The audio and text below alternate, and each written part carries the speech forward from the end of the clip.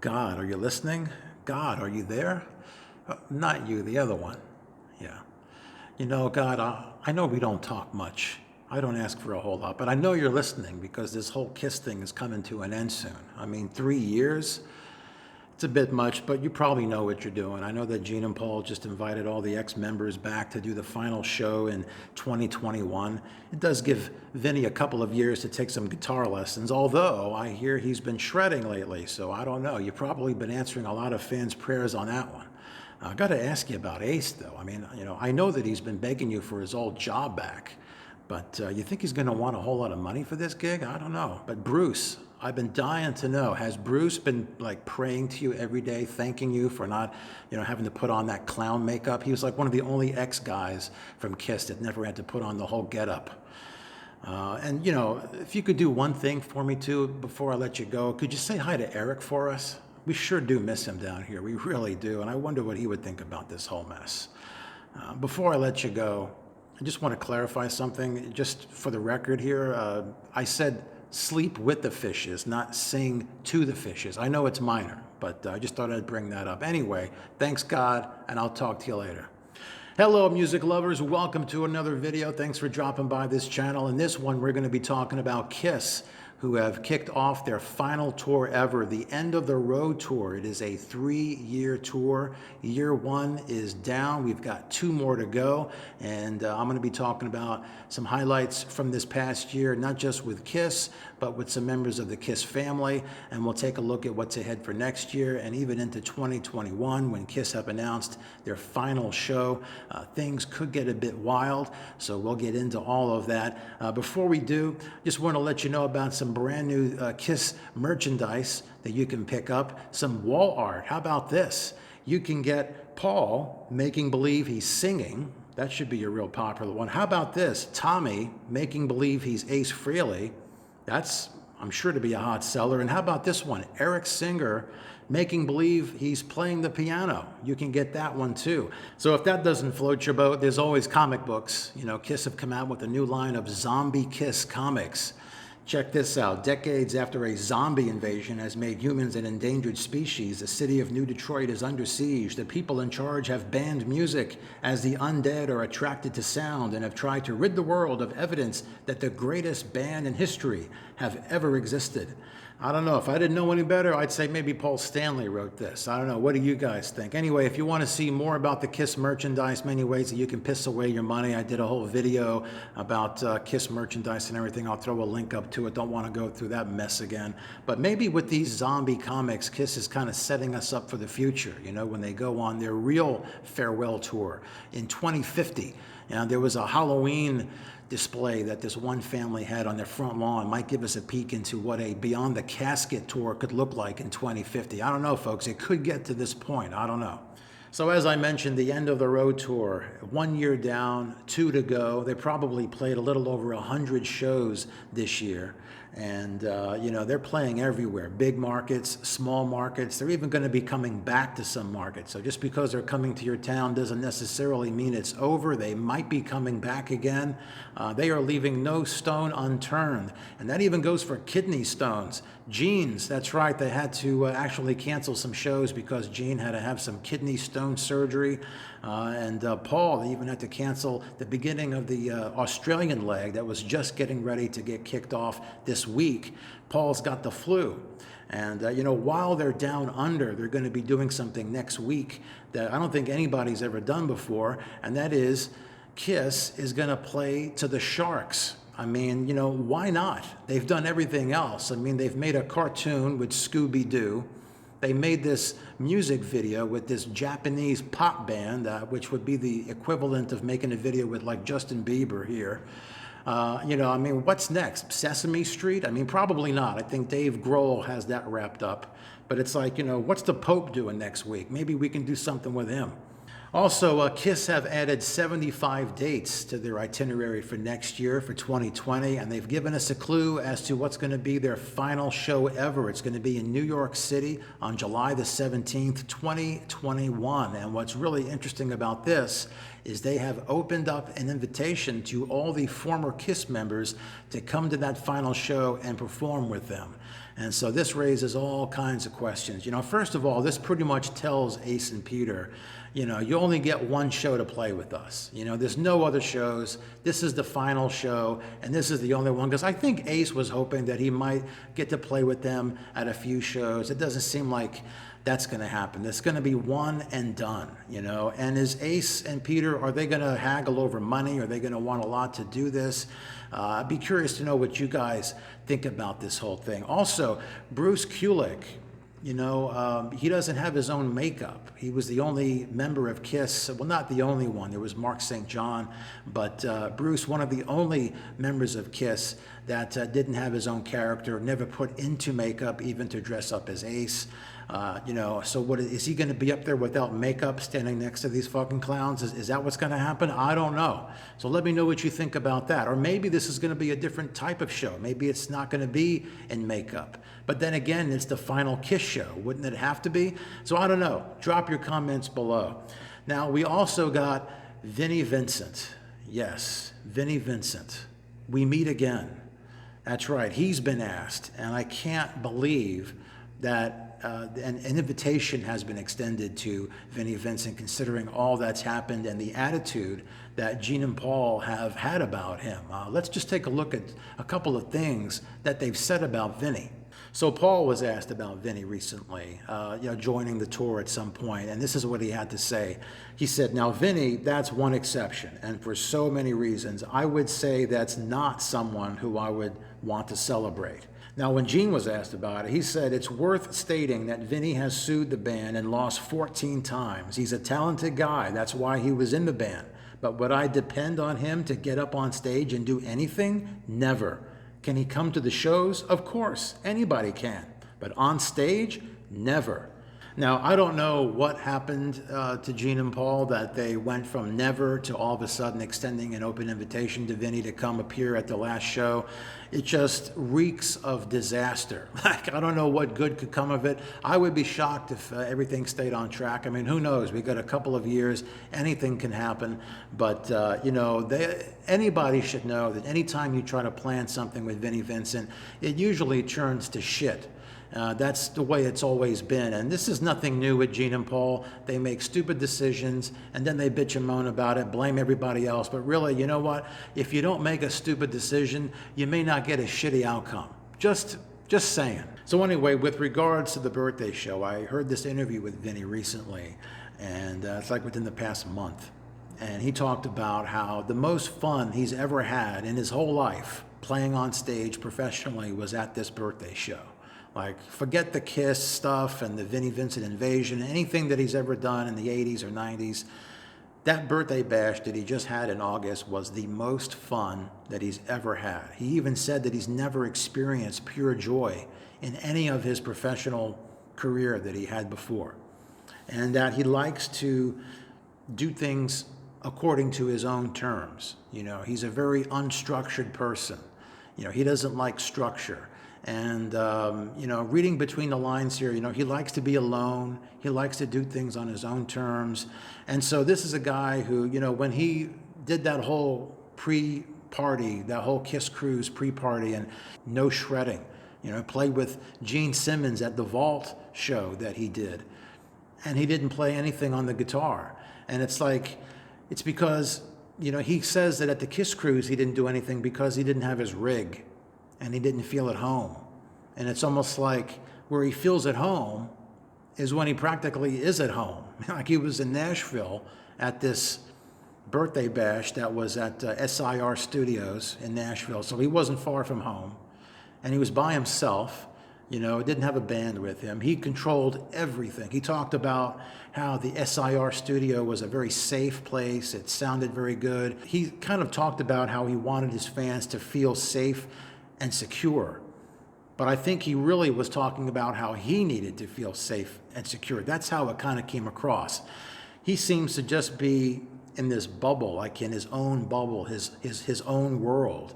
And if you take him out of that and try to put him into a public setting, it's almost like he doesn't feel comfortable and he kind of sabotages it. That's the general vibe that I'm getting from listening to Vinnie Vincent talk about what went down and what is going to be going down at this next party. So anyway, according to the reports that I've heard from people who went to this show, Vinnie did play, he did perform, he shredded.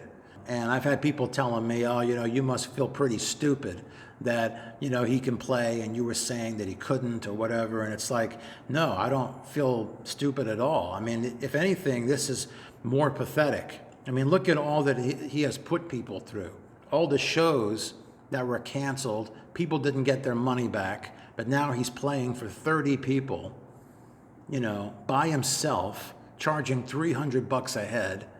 And it's like, why? Why are you doing this? You had opportunities to play in front of hundreds of people and to make plenty more money and to have he could have done so much. He had so many opportunities.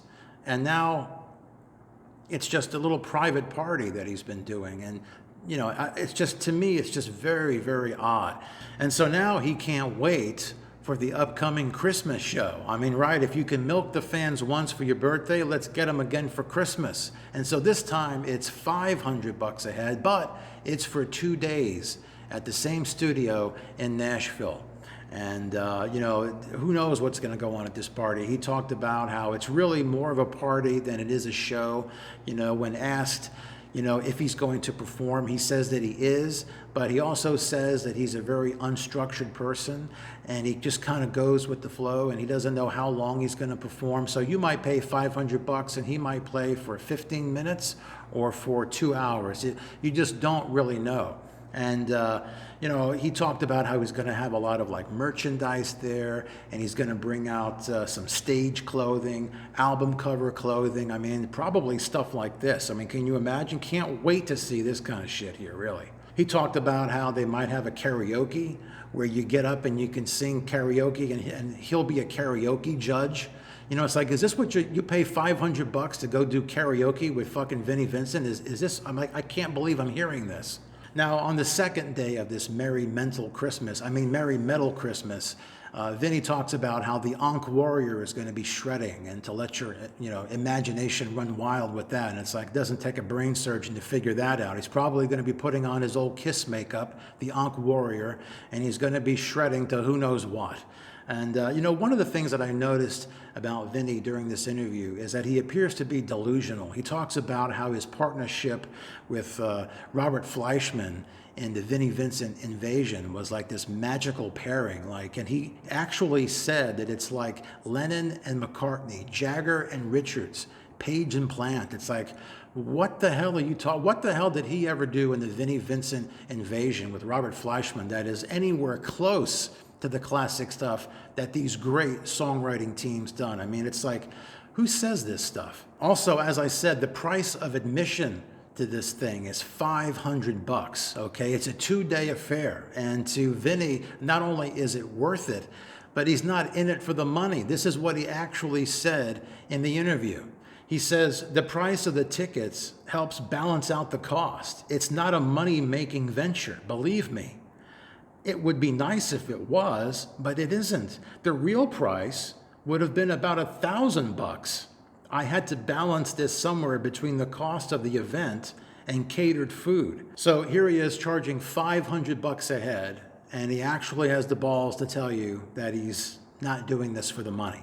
I mean, because I'm sure that the fans that are coming to see him, they need catering. They need to have a lot of food there. I mean, I'm sure they would rather see him play and play more than he bullshits.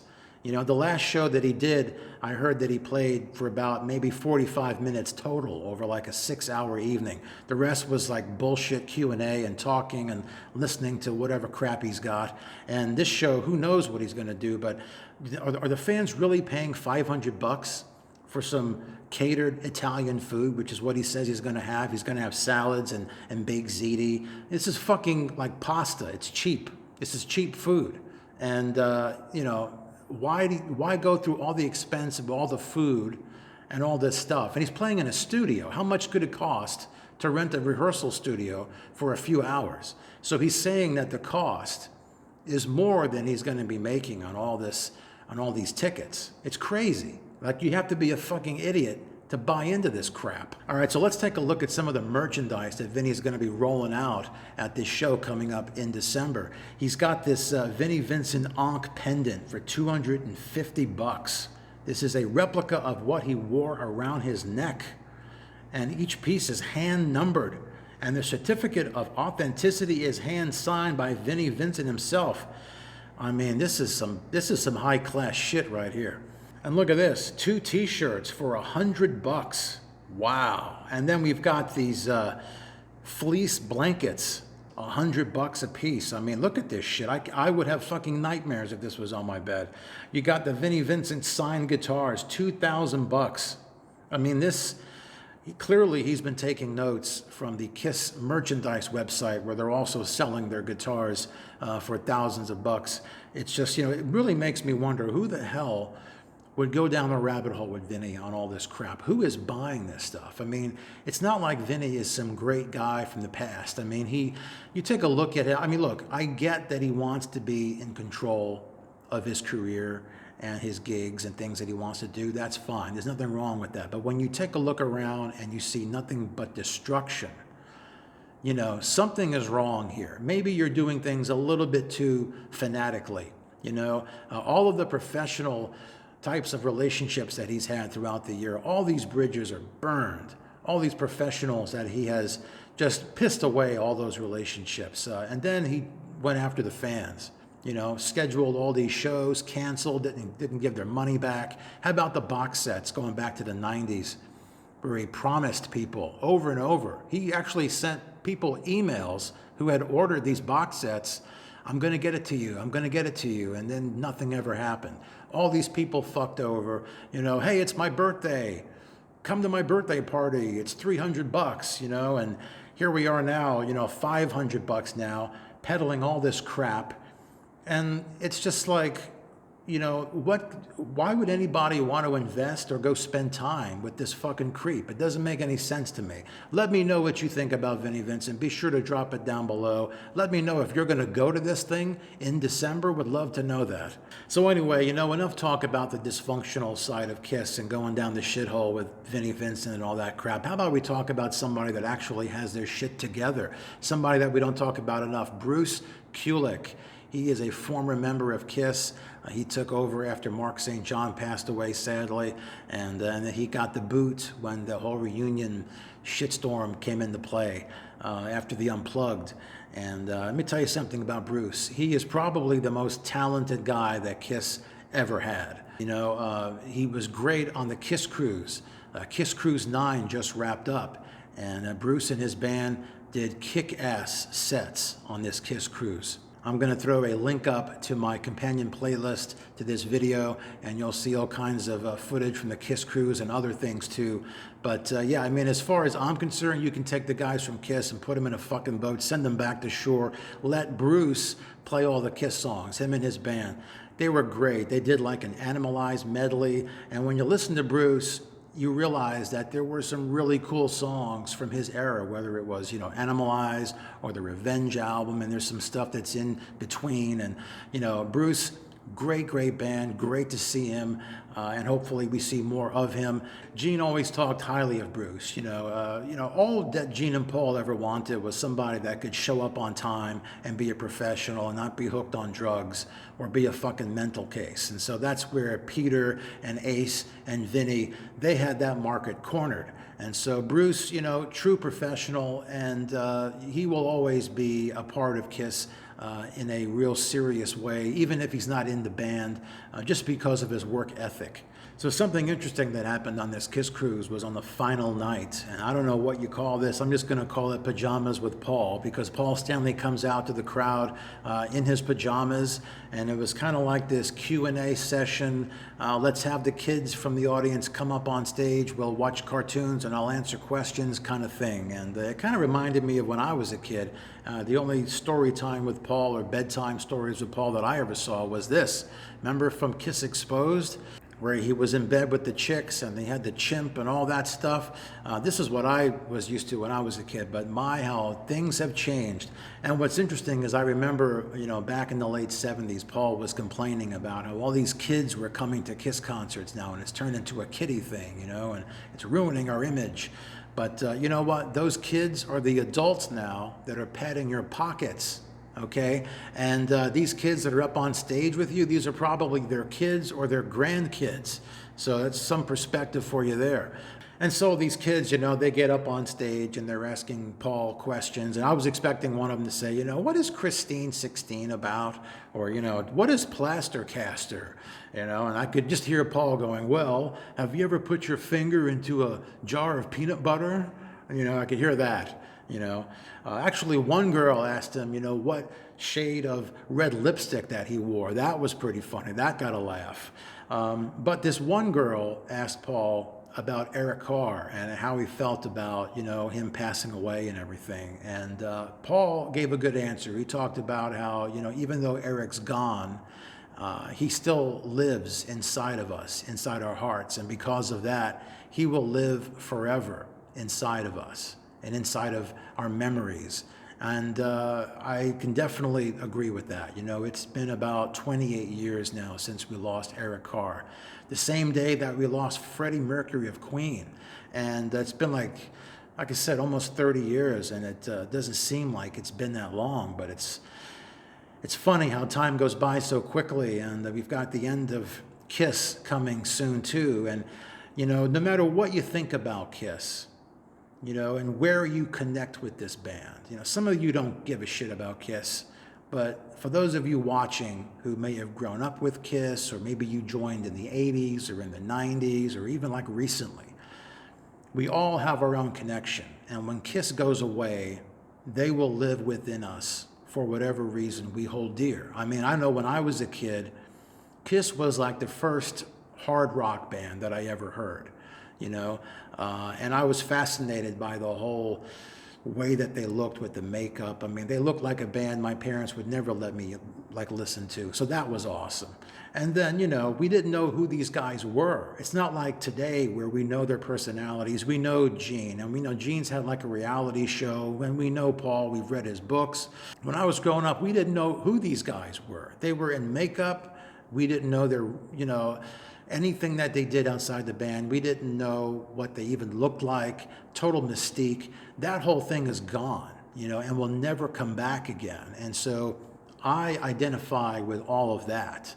And so that's why I didn't care when Peter and Ace left and they tried to make it look like they were still there by putting them on the album covers, keeping them in their credits, and then putting other people in their place and all this stuff, especially now where you've got people, you've got Tommy and you've got Eric, great guys. They play very, very well, but doing the personas of Ace and Peter, those are the personas that I grew up with. They were extensions of Ace Frehley and Peter Criss. And so you can see how I've just gotten a bit jaded with this whole Kiss machine. And of course, there's all the merchandise, and it's just a big branding machine.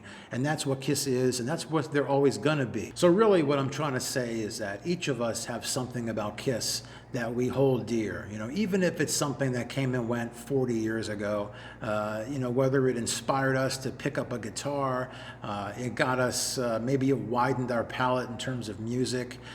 It was just something that put a smile on our face, made us escape into a different world.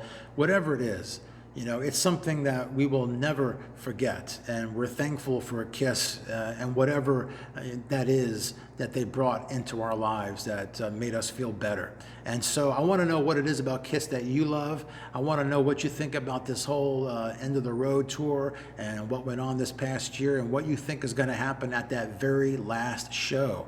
Are Ace and Peter going to show up? Is Vinnie going to show up? What do you think about Vinnie and the mess going on with him and his last birthday show and this merry mental Christmas coming up? Let me know. Drop your comments below. Check out the playlist. And if you like this video, give it one of these. All right, if you do that, it'll help YouTube get this video in front of other fans who may also enjoy it. And click that subscribe button too. More videos on the way, and I'll be talking to you later.